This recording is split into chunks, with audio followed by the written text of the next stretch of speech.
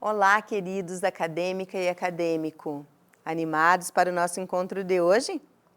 Hoje vamos tratar um pouco a respeito do teatro. Nosso tema são os aspectos básicos a respeito do teatro. Vocês devem ter assistido às aulas com o professor Paulo referente à música e à dança, certo? Isso porque nós combinamos e dividimos as principais linguagens de artes para que vocês pudessem ter acesso a um pouco de cada linguagem. Ele ficou responsável pelas linguagens da música e dança, e eu pelas linguagens das artes visuais e teatro. Eu vou compartilhar com vocês uma parte daquilo que conheço, com o principal intuito de fornecer mais opções para que cada um de vocês possa escolher suas obras prediletas também dentro da linguagem teatral. Quero começar contando uma experiência muito agradável que eu tive há um tempo quando lecionei para o ensino fundamental. Por um certo período, eu lecionei em uma escola da rede municipal e lá tive a oportunidade de elaborar um projeto extra-classe com alunos selecionados. Nesta ocasião, eu propus um projeto chamado Representando.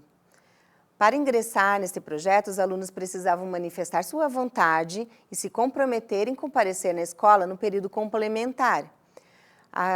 Então, os alunos que estavam regularmente matriculados no período da tarde compareciam pela manhã e nos encontrávamos em uma sala específica que tinha sido reservado para este projeto. Começamos com um grupo de 8 crianças e logo estávamos em 16. E esse foi o limite máximo estipulado para que o nosso projeto pudesse funcionar. Com estas crianças, nós elaboramos várias peças de teatro e nos apresentamos em ocasiões como na Semana Literária e em outros eventos propostos pela escola. Uma das tarefas mais importantes apreendidas pelos alunos foi a produção de texto teatral coletivo, o que não foi uma tarefa nada fácil. Primeiro porque entrar em consenso de ideias não é nada tranquilo e depois eles precisaram aprender a escrever o texto em forma de roteiro de teatro, o que foi uma grande novidade para todos eles. Vale contar que o grupo era formado por alunos de diferentes turmas e de diferentes idades, o que tornava a tarefa colaborativa muito importante, porque os menores ainda não haviam se apropriado da escrita e precisavam da ajuda dos já alfabetizados para terem suas ideias registradas. Outra tarefa ainda foi planejar e confeccionar as vestimentas, ou seja, as fantasias que eles queriam usar. As crianças elaboraram o projeto e fomos buscar auxílio de costureiras para confeccionar e adaptar algumas peças de roupas. Ainda fizemos o cenário, que foi um trabalho árduo, mas com resultado sensacional. Isso tudo em meios de ensaios e estudos, de improvisação que eu propus a eles para que se sentissem mais seguros nos momentos que se apresentassem. Este projeto foi coroado com um final bem bacana. Nós fomos conhecer os grandes teatros de Curitiba e as crianças puderam ver de perto como é que funcionavam os camarins, os palcos, a plateia e ainda puderam conhecer e entrevistar cenógrafos, artistas, coordenadores de teatro. Foi um aprendizado muito produtivo e no final de tudo, todas as crianças estavam muito cúmplices e amigas. Os mais concentrados ensinavam os mais dispersos para que tivessem mais atenção. Os mais desinibidos explicavam suas técnicas para os tímidos também atuarem com segurança. Enfim, era verdadeiramente uma equipe. Eu contei isso a vocês sobre esse projeto inesquecível para mim, para que as crianças e comunidades, porque quero que vocês vejam o quanto as crianças podem aprender com a linguagem teatral e também para que vejam quão acessível ela pode ser. Basta que tenhamos iniciativa e vontade de propor esse tipo de atividade aos nossos alunos. Caso vocês não consigam propor um projeto extra-classe, podem pensar em fazer isso com uma turma única. Estou aqui imaginando que vocês podem pensar em um número grande de crianças em sala e isso possa ser um empecilho. Então, vale a pena tentar dividir a turma em alguns momentos com outros professores ou repensar o planejamento para que a oficina de teatro seja viável. Vocês precisam de um pouco de organização, mas eu estou bem certa de que não será tão complicado e pode ser muito produtivo e prazeroso com você e com seus alunos também. Eu não posso deixar de mencionar o orgulho no rosto de cada criança ao ser aplaudida no final de cada apresentação. E a alegria dos pais, chorando de emoção por ver seus filhos antes indisciplinados ou tímidos ou com baixa autoestima, agora dominando o olhar feliz e entusiasmado da plateia. Ah, a arte faz com que o tempo de escola seja inesquecível. A arte nos faz crescer emocionalmente, nos faz enfrentar desafios, nos faz sermos ouvidos. Apesar de eu ter contado esta minha experiência a vocês, a minha intenção com esta aula é de propor um foco mais simples e, por sua vez, mais acessível a todos. Aqui vamos focar especialmente nos jogos teatrais. Isto porque esse tipo de atividade é possível de se realizar com alunos de diferentes idades, desde os bebês até os maiores, e não precisa de muito mais do que um professor criativo e alunos dispostos para que se realize com sucesso. Perceba que o teatro se relaciona com as outras linguagens artísticas como artes visuais, música, dança. Precisamos agregar à atividade teatral outras linguagens para que se torne completa. Também precisamos aspectos matemáticos para medir, construir cenários. Utilizamos a linguagem escrita e oral, que são essencialmente objetos de estudo da língua portuguesa, para a expressão teatral. E assim por diante. É importante perceber que a linguagem teatral não está isolada das outras áreas do conhecimento. Por esse motivo, os jogos teatrais podem estar presentes em planejamentos de diferentes áreas de ensino.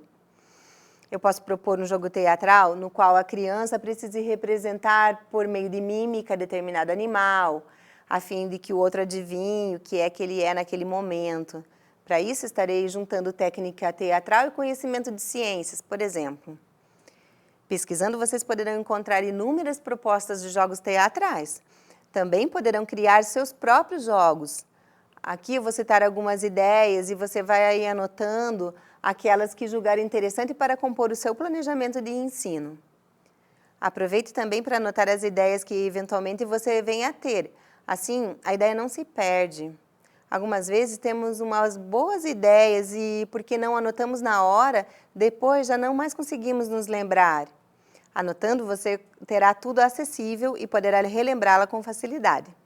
Jogos de representação utilizando fantoches de diversos tamanhos e modelos são muito atrativos para as crianças. As menores geralmente têm mais facilidade para interagir com os bonecos e, assim, podemos propor algum tipo de aprendizado utilizando este recurso. Também é válido proporcionar a cada criança que improvise seu texto para apresentar por determinado tempo, garantindo que os demais tenham tempo igual para realizarem a tarefa. Funciona assim.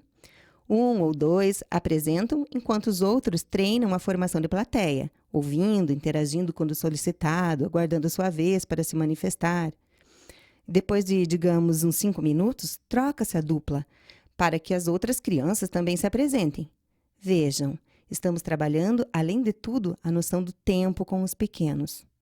As crianças maiores também podem se beneficiar muito com a atividade utilizando fantoches. Podemos propor que em equipe criem personagens, elaborem roteiros, montem cenários e apresentem aos seus colegas. Geralmente, vemos as crianças mais tímidas se soltarem ao falar por meio de um personagem. Ao esconder-se e mostrar apenas o boneco, elas conseguem se expressar melhor, soltar a voz, experimentar, provocar risos, medo e diversão. Resumindo, para as crianças um pouco maiores, a proposta de jogo teatral envolvendo fantoches pode vir acompanhada da tarefa de planejamento. Outro aspecto muito interessante para trabalharmos a linguagem teatral é a improvisação. A proposta de improvisação pode surgir depois de oferecer algum objeto para que a criança explore e interaja, brincando com ele. Por exemplo, chapéus, fantasias, caixas de papelão, cadeiras, cobertores, frascos plásticos, de shampoo, por exemplo, aparelhos eletrônicos, telefones sem uso, teclados de computador, sucatas de modo geral, entre outros, que, de preferência, não estejam no cotidiano escolar da criança. Quero dizer que a atividade funciona melhor se o objeto for inusitado. As crianças menores podem criar livremente e você poderá perceber como ela se relaciona com os objetos, como é que ela brinca, enfim.